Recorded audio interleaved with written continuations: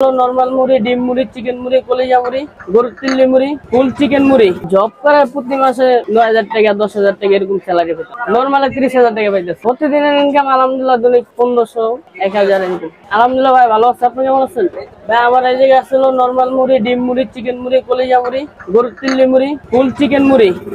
ভাই দুটো নরমাল ভাই। এগুলা আমার এক ওস্তাদ আছে, ওস্তাদ থেকে শিখা প্রায় 1 বছর।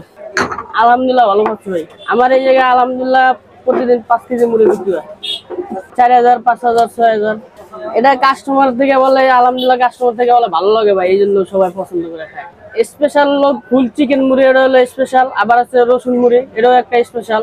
সুইজার রসুন মুড়ি, ওটার ভিতরে একটু রসুন দেওয়া, এই জন্য একটু টেস্টটা অন্যরকম লাগে, সেন্স লাগে। ওটাতে রসুন থাকে আর নানান রকম মশলা থাকে। জি, এই যে থাকে হলো ধরেন গরম মশলা টরম মশলা এগুলো সব মিলিয়ে থাকে। আবার ধনিয়া পাতা, পেঁয়াজ, কাঁচামরিচ, বিট লবণ, গুন্নি, অনেক কিছু থাকে। না, সিক্রেট কোনো মশলা নাই, এটাই আমার সিক্রেট। জি, আলহামদুলিল্লাহ ভালো আছে। এর আগে আমি জব করতাম ভাইয়া। জি, আলহামদুলিল্লাহ জবের তো বেশি পোষায়, সব দিক দিয়ে শান্তি আছে। জব করলে ভাইয়া জ্বালা আছে অনেক।